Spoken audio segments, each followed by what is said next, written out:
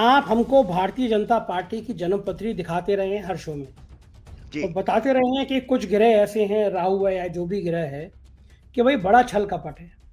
लेकिन ये छल कपट तो भारतीय जनता पार्टी के बड़े पक्ष में जा रहा है। तो फिर भारतीय जनता पार्टी की जन्मपत्री में क्या इस छल कपट से इतनी ताकत दिख रही है कि जब विपक्ष को चाहेंगे वो पकड़ के ले जाएंगे और या अपने षड्यंत्र से, अपनी चीजों से सरकार बना लेंगे? बदला लेने की भावना इनके अंदर जबरदस्त है। ये लोग मतलब आप सोचिए, पीठ में छुरा घोंपना जो हमारी आम जिंदगी में एक शब्द यूज किया जाता है, उस तरह के व्यक्तित्व वाले लोग हैं। मैंने जब उनसे पूछा उनकी कोई अच्छी गुण बताइए, बोले कोई गुण नहीं है इसके अंदर। बोले डरपोक है। अगर आपके अंदर हिम्मत है, आपके अंदर वास्तव में आप डरपोक नहीं है, तो ये ऐलान करिए कि बैलेट पेपर से 2024 का चुनाव होगा, ईवीएम से नहीं होगा। कहा जाता है कि everything is right in love and वार, और राजनीति भी युद्ध है। तो अगर वो युद्ध है तो उसमें हर चीज़ जायज़ है, चाहे तो धोखा हो, चाहे तो षड्यंत्र हो। अल्टीमेटली सत्ता तो हासिल कर ले रहे हैं ना वो। 2024 में देखिए, आप भी जानते हैं, मैं भी जानता हूँ, अगर वो ईवीएम मैनेज है तो वो क्यों हटाएंगे? वो तो ज़िंदगी भर इसी से कराएंगे। तो फिर इस छल प्रपंच पे काबू पाने का भी कोई ग्रह नक्षत्र हैं, या फिर ये मान लिया जाए कि इस छल प्रपंच से वो फिर 24 में सत्ता में आ जाएंगे? 2014 में चंद्रमा से चौथे घर में शनि था, तो वहां पर 10 साल की सत्ता को पलट दिया। और परमात्मा की कृपा से इस बार शनि चंद्रमा से 8वें घर में। तो मतलब ये और नीतीश नीतीश ये टाइम भी पूरा नहीं कर पाएंगे। राजीव जी, हम जब बात कर ले जरा न्याय यात्रा की और राहुल गांधी की, इन लोगों की जन्मपत्री की क्या सीन है? आने वाले 5 तारीख से इंडिया अलायंस में कोई और नए लोग भी आने वाले टाइम में इसका विस्तार होगा, जुड़ेंगे। नमस्कार, मैं हूं संजय शर्मा। आप देख रहे हैं 4 PM न्यूज नेटवर्क। संडे का दिन है, आपको इंतजार होगा राजीव नारायण जी की कुछ भविष्यवाणियों का। हर बार की तरह मैं आपको एक बार फिर ये याद दिलाना चाहता हूँ कि अगर आपका ज्योतिष में यकीन है तो आप ये प्रोग्राम देखें। मेरा खुद का ज्योतिष में यकीन है, जन्मपत्री में यकीन है, इसलिए मैं ये प्रोग्राम करता हूँ। आपका अगर भविष्यवाणियों में यकीन हो, ज्योतिष में यकीन हो तो देखिए, वरना मत देखिए। राजीव जी खुद एक इंजीनियर हैं, उसके बाद बहुत शानदार भविष्यवाणी करते हैं।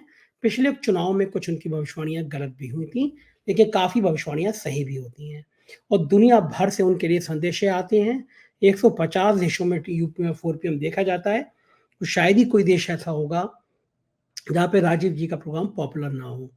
तो आज हम राजीव जी से जो बात कर रहे हैं उसमें कुछ बातें बड़ी महत्वपूर्ण हैं कि मुरली मनोहर जोशी ने राजीव जी से क्या कहा, मोदी जी को लेकर, नीतीश की जन्मपत्री में ऐसा क्या है और भाजपा की ऐसी कौन-सी जन्मपत्री है जिसमें इतना छल, कपट, प्रपंच का रास्ता है, और क्या वाक़ई में राहुल को कुछ खतरा है भारत जोड़ो न्याय यात्रा में? तमाम बातें करेंगे हम राजीव जी के पास। एक रिक्वेस्ट है आपसे, चैनल को जॉइन ज़रूर करिएगा, सब्सक्राइब करिएगा, अपना प्यार बनाए रखिएगा। मेरी तबीयत ठीक नहीं है तो मेरी आवाज़ थोड़ी-सी खराब है, उसके लिए क्षमा चाहता हूँ।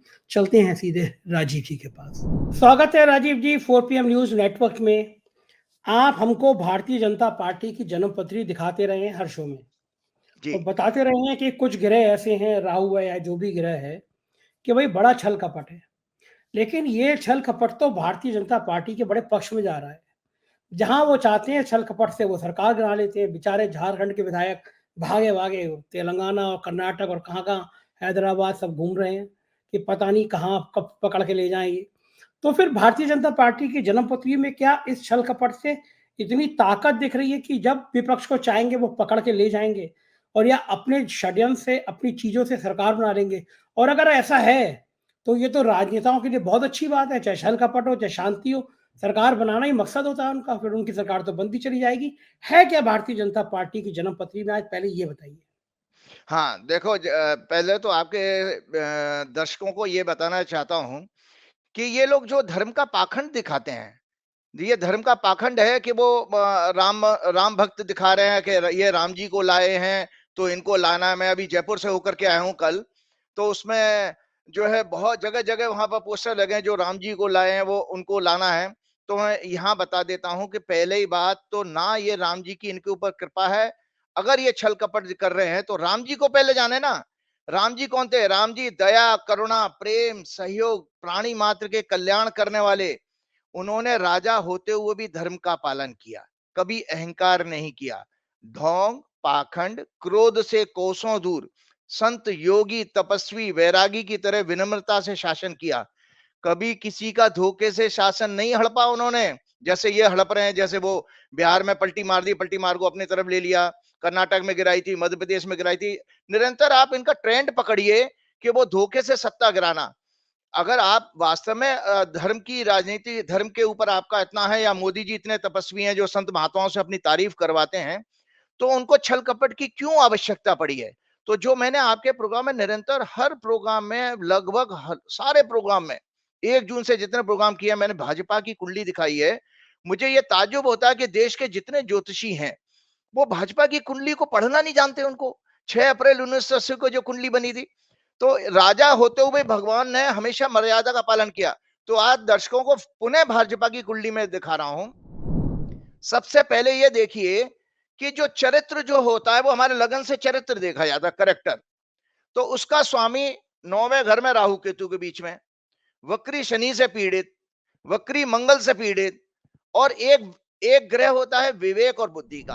अगर जिस इंसान के पास विवेक ना हो तो सोचिए वो पशु समान है, एनिमल टाइप का है।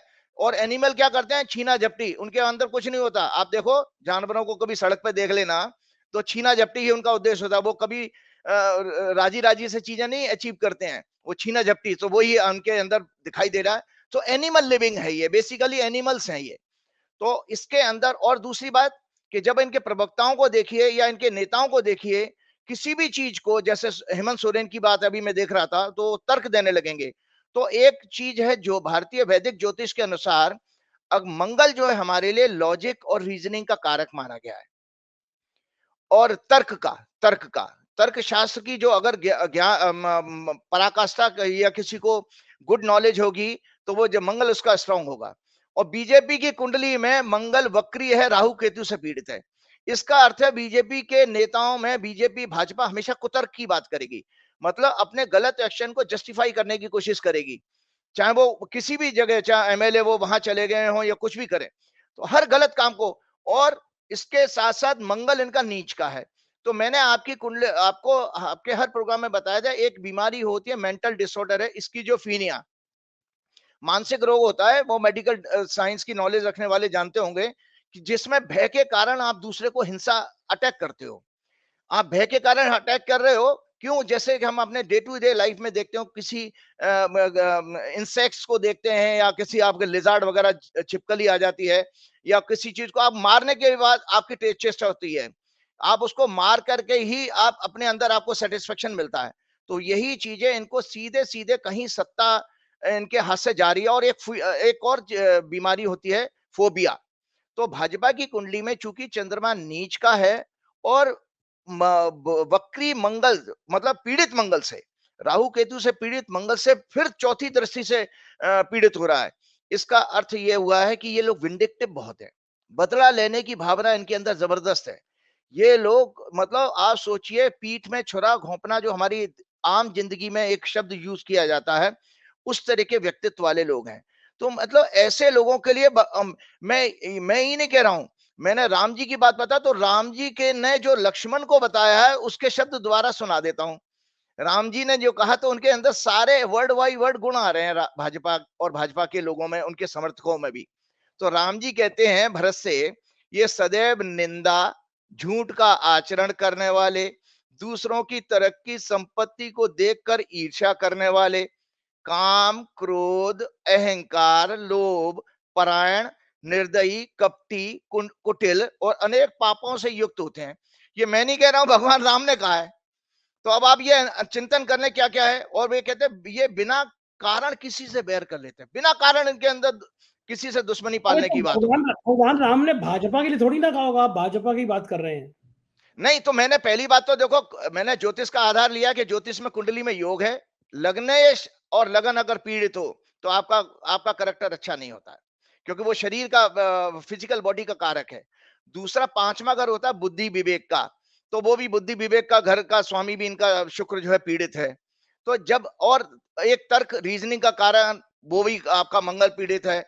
तीसरा, धर्म के प्रति जो सनातन धर्म का कारक माना गया भारत वैदिक ज्योतिष में, वो बृहस्पति को माना गया।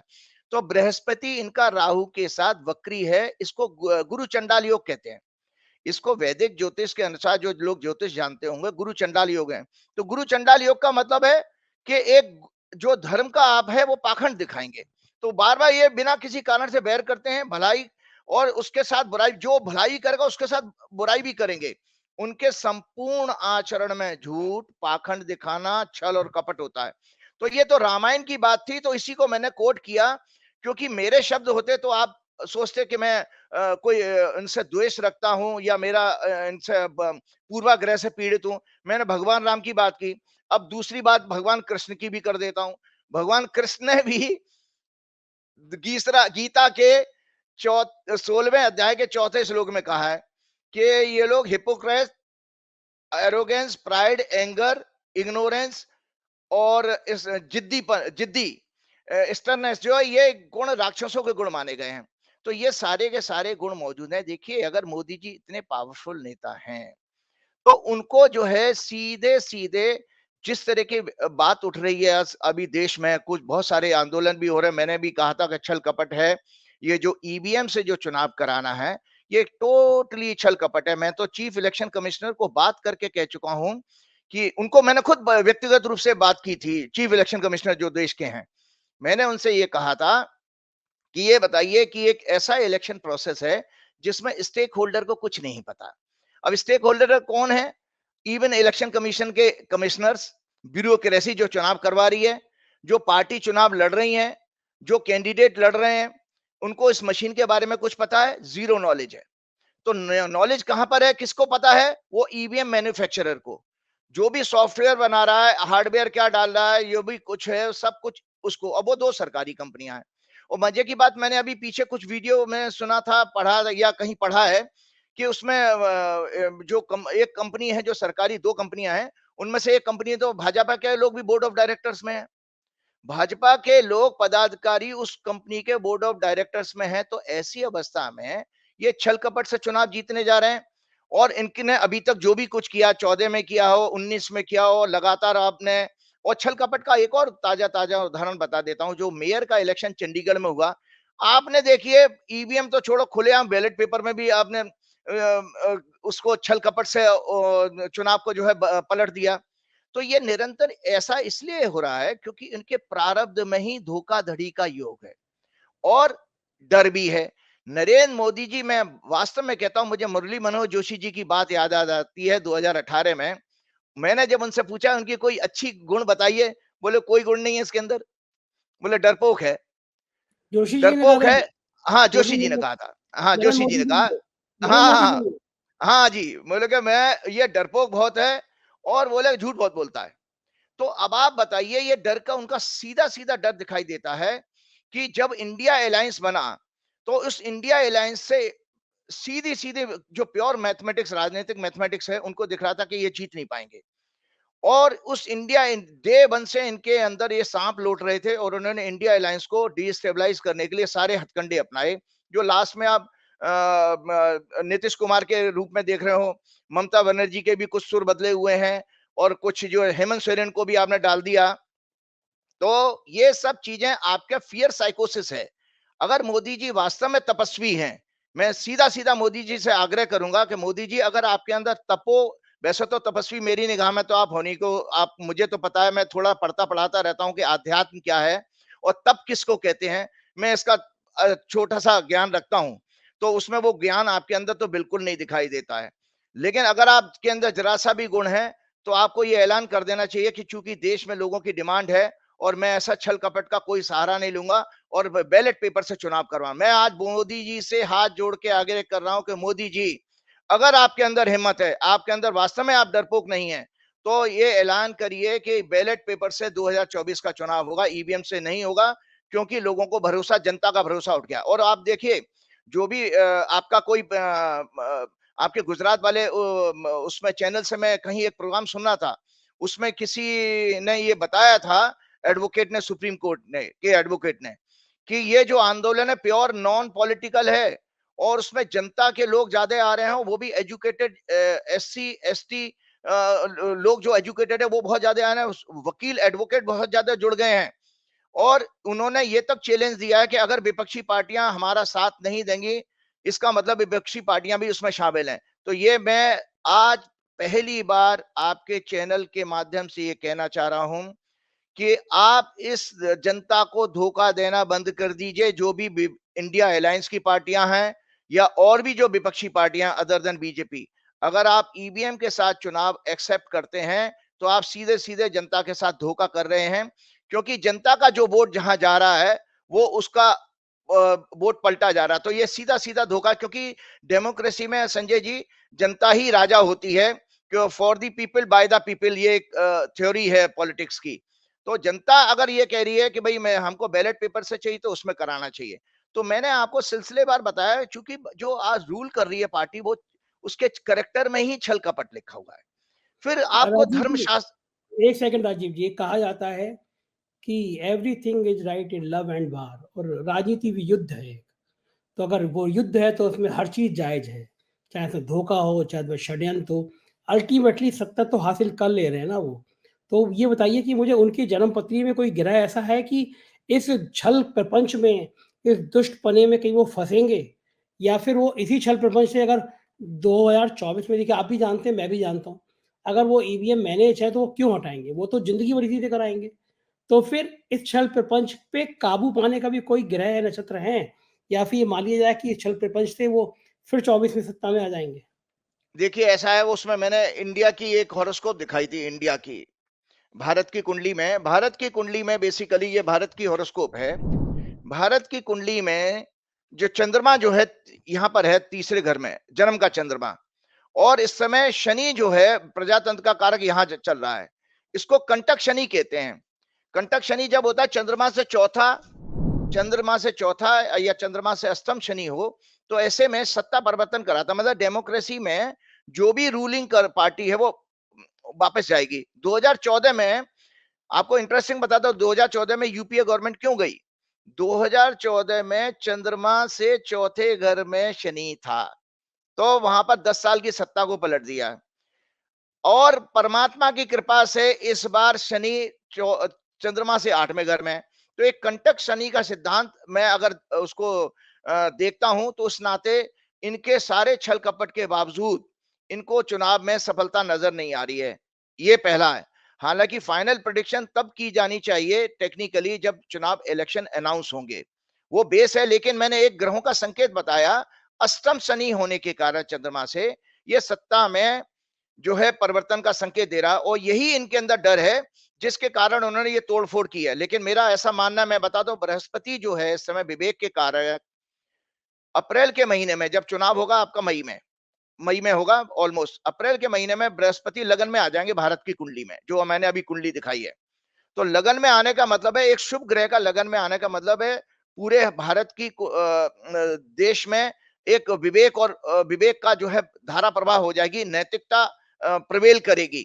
तो इसके नाते पब्लिक जो है इनको सपोर्ट नहीं करने जा रही है। यही रीजन है संजय जी कि आप राम मंदिर का मुद्दा मैं देखकर मैंने आपको बताया कि इनको बिल्कुल सफल नहीं गया है, जिसके कारण इनको छल कपट करनी पड़ रही है। अगर इनको राम जी का इतना आशीर्वाद मिल रहा था तो नीतीश वाला कांड नहीं होना चाहिए था, और हेमंत सोरेन का भी कांड नहीं होना चाहिए। हेमंत सोरेन का कांड से एक प्रेडिक्शन आज मैं नहीं दे रहा हूं, क्योंकि हेमंत सोरेन की ओथ को मैंने किसी पत्रकार, बहुत सीनियर वरिष्ठ पत्रकार हैं, उन्होंने हेमंत सोरेन के मीडिया एडवाइजर को मेरी कैलकुलेशन वाला टाइम भेजा था ओथ का। तो वो 4 साल वो सरकार क्या नाम है चली है। और इंटरेस्टिंग बात बताऊं आपको, उस सरकार में मैंने हेमंत सोरेन की जो भी कुंडली मुझे को मिली थी उसके नाते मैंने मेरी प्रेडिक्शन थी, मैं ट्वीट भेजूंगा आपको कि हेमंत सोरेन का राजयोग आ रहा है। रिजल्ट तो हंग आए थे झारखंड में, क्योंकि सभी पार्टियों को अलग अलग मिले, कांग्रेस बीजेपी को, इनको किसी को पूर्ण बहुमत तो था नहीं। तो उसमें मैंने हेमंत सोरेन का और कांग्रेस की कुंडली के आधार पर जो प्रेडिक्शन की थी उसका ट्वीट मैं आपको भेजूंगा, शेयर कीजिएगा। तो हेमंत सोरेन की कुंडली आप ये देखिए कि हेमंत सोरेन की कुंडली है 10 अगस्त 1975 का जन्म है हेमंत सोरेन का, 10 अगस्त 1975 का। और इस कुंडली में उनकी बृहस्पति की महादशा चल रही है जो 5वें घर में बैठे हैं। तो और अभी आने वाले टाइम में 10 फरवरी से इनकी बृहस्पति में सूर्य में शुक्र की दशा शुरू हो रही है। तो हेमंत सोरेन को 10 फरवरी के बाद, एक लेटेस्ट प्रेडिक्शन है, 10 फरवरी के बाद जुडिशरी से इनको रिलीफ मिलने जा रही है। आने वाली 10 फरवरी, आज 3 फरवरी हो गई, 10 फरवरी से लेके 27 मार्च तक शुक्र का पीरियड रहेगा, और शुक्र इनके 9वें घर में है जो जुडिशरी का हाउस होता है। तो हेमंत सोरेन की कुंडली की मैंने भविष्यवाणी आज ये की है कि हेमंत सोरेन को लीगल रिलीफ मिलने जा रही है, हेमंत सोरेन वापस आएंगे। और जो झारखंड की मैंने जो ओथ की बात करी, तो ओथ में जब हमने जब कैलकुलेशन देते हैं कि सरकार रुकनी चाहिए, तो इंटरेस्टिंग पार्ट ये है, हेमंत सोरेन के ग्रहों के कारण हेमंत सोरेन लीगल फंसे हैं, लेकिन सरकार तो झारखंड की में अभी भी उसी पार्टी की है, सरकार तो नहीं गिरी ना। तो ये दर्शक ये माने कि मेरी कैलकुलेशन कितनी सटीक थी, कि सारे षड्यंत्र के बावजूद भी सरकार अभी भी चल रही है उन्हीं की, ठीक है। आपने और आपने एक आपने एक ट्वीट नीतीश को लेके भी किया है कि नीतीश ने इस बार भी जो शपथ ली है वो ठीक नहीं है, ग्रह ठीक नहीं है। जी बिल्कुल, मैंने कहा कि नीतीश ने जो चर लगन में शपथ ली है, और नीतीश कुमार ये अपने इस कार्यकाल में फिर दोबारा से ये सरकार पलटी जाएगी, और ये सरकार का टेन्योर पूरा नहीं हो पाएगा। वो ट्वीट में मैं शेयर करूंगा, आप जरूर शेयर कीजिएगा। नीतीश ने चर लगन में शपथ ली है, कर्क लगन में इन्होंने शपथ ली थी। तो मतलब ये और नीतीश ये टाइम भी पूरा नहीं कर पाएंगे। ये टाइम पूरा नहीं कर पाएंगे। और नीतीश के साथ लगातार मेरे 2 प्रेडिक्शन पहले भी नीतीश के साथ पूरी हुई हैं। पहली जब उन्होंने उसके साथ बनाई थी अपने पहली सरकार, जब गठबंधन था ना, उसमें आपके लालू जी के साथ जब मिलकर चुनाव लड़े थे, उस समय भी मैंने 2015 में थी शायद, तब भी मैंने प्रेडिक्शन की थी कि नीतीश ये सरकार गिरेगी। उसके बाद नीतीश ने दोबारा जब सत्ता में आए बीजेपी का, तब भी मैंने कहा। तो अभी भी नीतीश के साथ पता नहीं क्या प्रॉब्लम है, वो गलत लगन में वो शपथ ले लेते हैं बार बार, इसीलिए वो पलटी मार बन गए हैं बेचारे। उनके साथ नहीं, उनके ग्रहों ने उनसे कराया है। राजीव जी, हम जब बात कर ले जरा न्याय यात्रा की और राहुल गांधी की, इन लोगों की जन्मपत्री की क्या सीन है? बहुत अच्छी बात आपने कही। देखिए, राहुल गांधी की कुंडली जो मैंने आपको दिखाई थी, राहुल गांधी की कुंडली में अभी मंगल कल परसों 5 तारीख को मंगल चेंज होने जा रहा है राहुल गांधी की कुंडली में, वो 10वें घर में आ जाएगा उनका। और प्रतिष्ठा का घर है उनका, प्रतिष्ठा के घर का स्वामी है, मेष राशि का स्वामी होता है मंगल, और वृश्चिक राशि का स्वामी है। तो राहुल गांधी की कुंडली 3 अप्रैल क्या नाम है 5 फरवरी के बाद, 5 फरवरी से लेके 25 मार्च तक का पीरियड राहुल गांधी के लिए एक बेहतरीन पीरियड है, जिसमें उसको बहुत सफलता मिलने वाली है, उसकी यश और ज्यादा बढ़ने वाला है ये राहुल गांधी की कुंडली में। और राहुल गांधी के अंदर जबरदस्त करेज क्यों है? बिकॉज उनके मंगल के कारण है, और उनका चंद्रमा भी धनु में है, और जो चंद्रमा मंगल को देख भी रहा है। तो कर्क में जो मंगल आ रहा है वो मंगल उच्च का होता है, तो ये राहुल गांधी के चौथे घर में जा रहा है, जो सत्ता की तरफ है। राहुल गांधी बहुत अच्छी अपनी कांग्रेस पार्टी और इंडिया अलायंस के लिए भी जो भी। और एक और चीज बता देता हूं, इंडिया अलायंस की कुंडली इतनी कमजोर नहीं है। मैं आपके दर्शकों को दोबारा बता देता हूं, अगर ये उन्होंने जो टाइम दिया, मैंने विकिपीडिया से लिया, अगर ये टाइम करेक्ट है, इंस्पाइट ऑफ द नीतीश चले गए हों, लेकिन अभी भी इंडिया अलायंस के जो भी पार्टनर हैं, और एक और चीज मैंने इंडिया अलायंस में देखी है, आने वाले 5 तारीख से इंडिया अलायंस में कोई और नए लोग भी आने वाले टाइम में इसका विस्तार होगा, जुड़ेंगे। एक नीतीश गए, लेकिन कुछ लोग जो बीजेपी से नाराज होंगे, वो इलेक्शन के टाइम, अभी इलेक्शन अनाउंस तो होने दीजिए, इंडिया अलायंस खत्म नहीं होगा, इंडिया अलायंस का विस्तार भी होगा, और इंडिया अलायंस के लिए 5 फरवरी से एक बेहतरीन टाइम शुरू हो रहा है। इन बातों को छोड़ दीजिए जो मीडिया में चलता है कि वो ममता ने ये कह दिया, वो कर दिया, ये सब चीजें प्लांटेड स्टोरी हैं, या हो सकता है कि नेताओं की, जो विपक्ष के नेता हैं, उनकी स्ट्रेटेजी हो, सो दैट बीजेपी को कोई मौका ना मिले किस चीज का करने का। तो मैं इंडिया अलायंस के लिए भी मैंने बताया बहुत अच्छा है। और आप बताता हूं भारत जोड़ो यात्रा का, 4 फरवरी से भारत जोड़ो न्याय यात्रा की जो दशा शुरू हो रही है। पहली बात तो आपको बताता हूं, भारत जोड़ो न्याय यात्रा, हालांकि इनका पहले ओरिजिनल समय 12 बजे का था, फिर बाद में 3:45 पे इनकी शुरू हुई है। ये जो लगन बना मिथुन लगन, ये राहुल गांधी की कुंडली में भाग्यस्थान है, तुला लगन के लिए भाग्यस्थान में होता है। तो इसका अर्थ ये हुआ कि ये राहुल गांधी के लिए फॉर्चून लेकर के आएगी। तो अभी तक आप देखिए 14 जनवरी से शुरू हुई है, आप लोग तो पत्रकार हैं, आप लोग सारी रिपोर्ट लेते रहते होंगे, कि जो बहुत अच्छा रिस्पांस मिला, मैसिव रिस्पांस मिल रहा है। और यही रीजन है कि नरेंद्र मोदी जी को सबसे ज्यादा घबराहट इस बात की है। एक बहुत इंटरेस्टिंग चीज बता देता हूं, आपके 4 पीएम की वजह से गुजरात के और पूरे देश के दुनिया के लोग मेरे से जुड़े हुए हैं। एक एसडीएम लेवल का अधिकारी गुजरात से मुझे फोन करता है जब आबू धाबी के शेख का रोड शो करने वाले थे मोदी जी अहमदाबाद में, तो भीड़ नहीं आ रही, भीड़ नहीं जुट रही थी, तो वहां पर चीफ मिनिस्टर ऑफिस से सारे सरकार छोटे बड़े से लेकर छोटे अधिकारियों तक संदेश गया था कि भीड़ इकट्ठी करनी है। तो मोदी जी के रोड शो के लिए आबू धाबी के शेख के साथ गुजरात में, जो कि उनका खुद का राज्य है, जहां उन्होंने 12 साल 12.5 साल मुख्यमंत्री रहे और अभी 10 साल से प्रधानमंत्री हैं, उसके बावजूद अगर आपको भीड़ लाने के लिए सरकारी अधिकारियों पर दबाव बनाना पड़ रहा है, इसके विपरीत राहुल गांधी की कुंडली में क्यों कि भारत जोड़ो न्याय यात्रा, उसके स्वतः उसके स्वेच्छा से लोग उसके अंदर आ रहे हैं। तो ये जो मोदी जी को ये जो घबराहट है, वो बेसिकली राहुल गांधी की जो न्याय यात्रा को रिस्पांस मिल रहा है, वो मोदी जी के लिए सबसे ज्यादा और पूरी एंटायर भाजपा के लिए सबसे ज्यादा चिंता का विषय बन गया है, जिसके कारण ये सारे छल कपट कर रहे हैं। और आपको बता देता हूं कि देखिए एक सुब्रमण्यम स्वामी जी हैं जो भाजपा के, ये अभी भी नेता हैं, बहुत वरिष्ठ हैं। उनके किसी प्रोग्राम में मैंने सुना था कि मोदी जो है अगर किसी से डरते हैं तो जनता से डरते हैं। तो आप यही देखिए कि ये जो न्याय यात्रा के सफल होने की वजह से ये मोदी जी ने ये बिहार की सरकार को भी टॉपिल किया, हेमंत सोरेन के साथ भी किया, या आगे भी कुछ कर सकते हैं। एक छोटी सी जानकारी दे दूं, मंगल के कारण, क्योंकि एक राहुल गांधी की सेफ्टी के लिए मैं प्रार्थना करूंगा कांग्रेस पार्टी वालों से, थोड़ा ध्यान रखें, क्योंकि वो जन्म के शनि पर दृष्टि जा रही है राहुल गांधी की कुंडली में।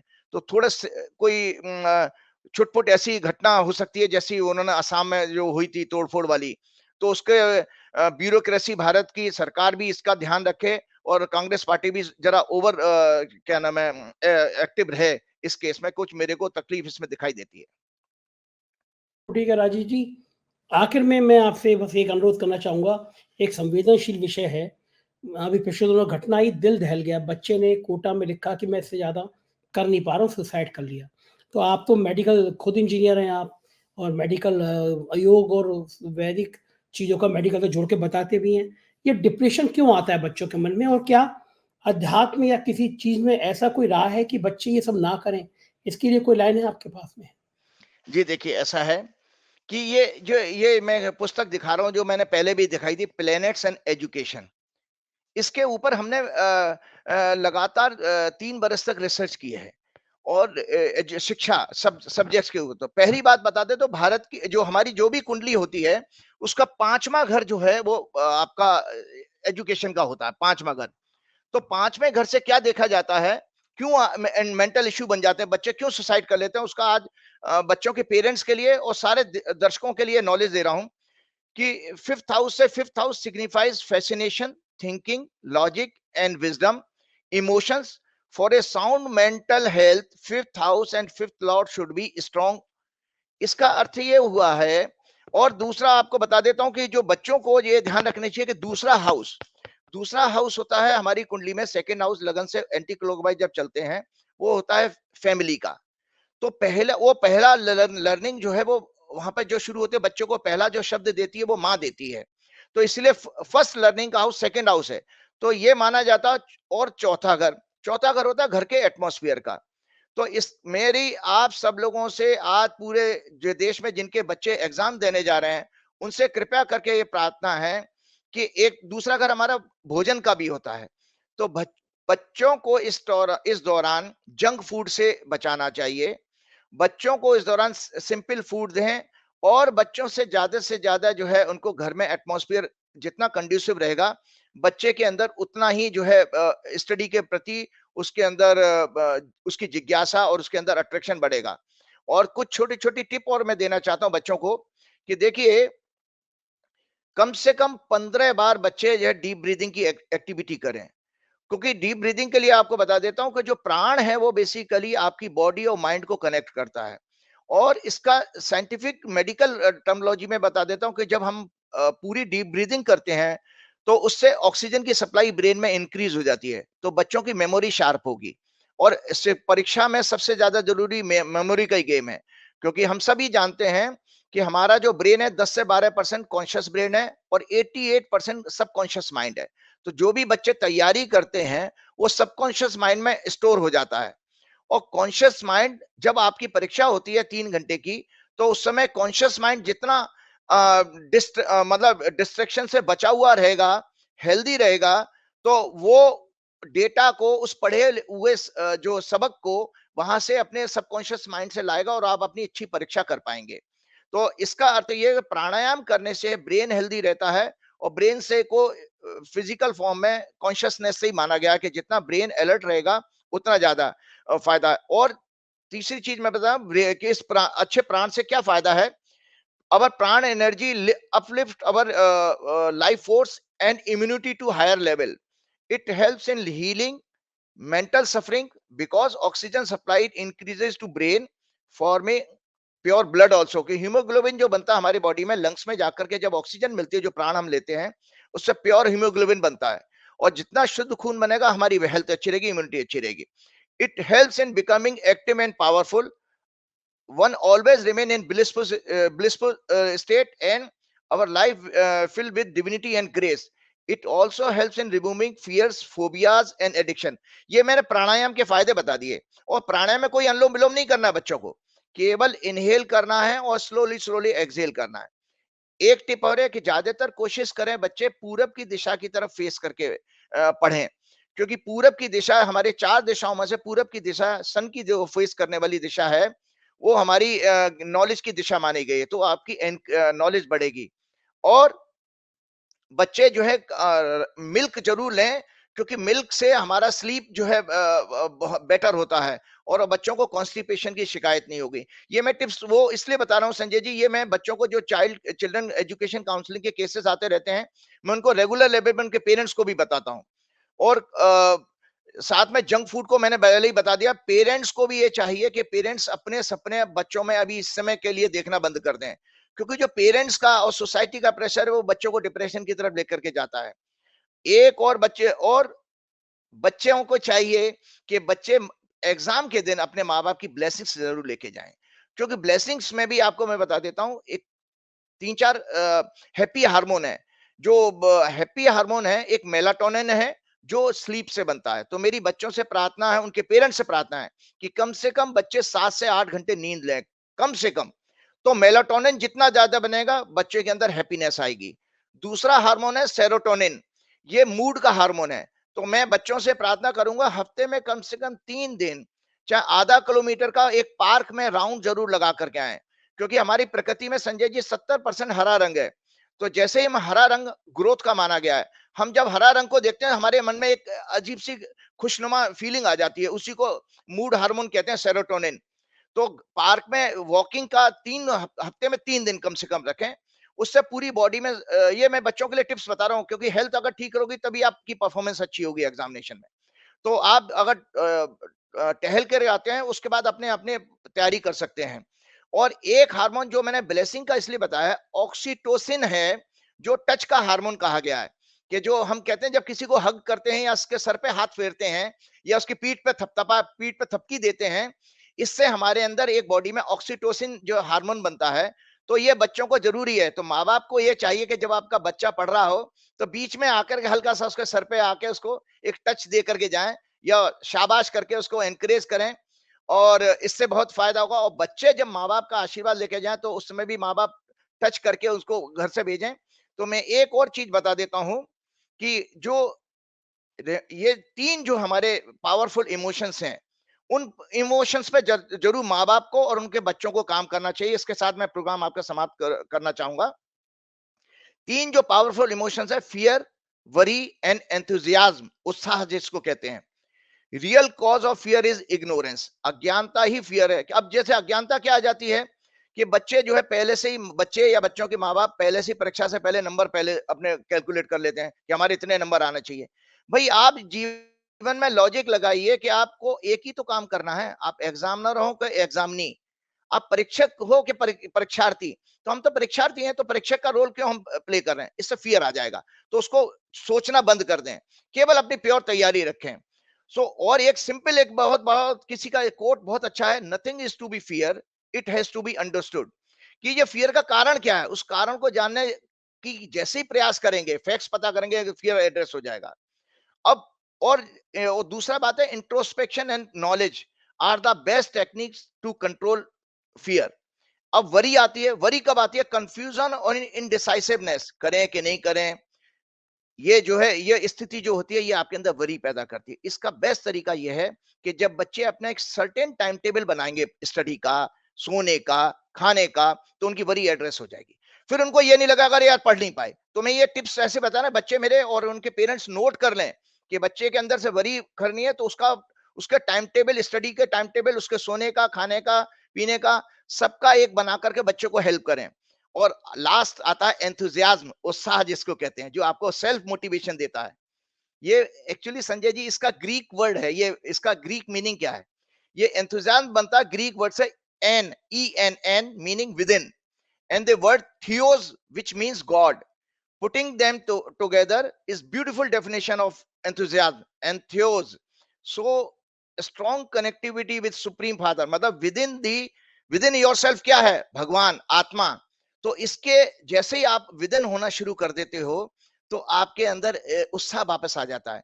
इसीलिए मैं चाहूंगा कि बच्चे ना करें, अगर बच्चे केवल हाथ जोड़ें, तो एंथुजियाज्म आपके अंदर आए, आपका फियर एड्रेस हो।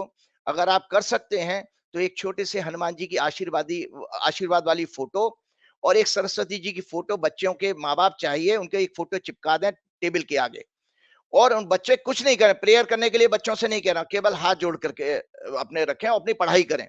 बच्चों के निमित्त जो है माँ बाप जरूर प्रेयर करें, क्योंकि प्रेयर की कंसेप्ट ये है कि बच्चों की जो प्रेयर है वो माँ बाप को, सबसे ज्यादा प्योरेस्ट प्रेयर होगी तो बच्चों के माँ बाप की होगी। तो इस तरह से हम जो है अपने बच्चों को हेल्प कर सकते हैं इस स्टडीज में। उनका फियर एड्रेस हो गया, वरी एड्रेस हो गई, तो निश्चित रूप से बच्चों की इस तरह की दुर्घटना हमको नहीं सुनने को मिलेगी। बच्चे बहुत अच्छा परफॉर्म करेंगे। और मैं सारे परीक्षार्थी बच्चों को बहुत बहुत शुभकामनाएं देना चाहता हूं कि आप मस्त रहिए, कोई चिंता की बात नहीं है। बस परीक्षक बनने की कोशिश मत करिए, परीक्षार्थी बिल्कुल रहिए। सही बात, बिल्कुल लास्ट सही में बात। हनुमान जी की प्रार्थना के साथ जो है, मुझे याद वही है, आपको याद नहीं है, देख हाँ, लीजिए। मैं आपको नहीं, मुझे याद है कंटेस्ट में, कभी कभी एक एक चौपाई ले लेता हूँ केवल प्रसंग में जो आता है। तुमरे भजन राम को तो पावे, भावे जन्म जन्म जन्म के जन्म दुख का दुख विश्राम है, विश्राम, अंत अंत काल काल रघुवरपुर जाई, जहां जहाँ जन्म जन्म हरि हरि। भक्त कहाई।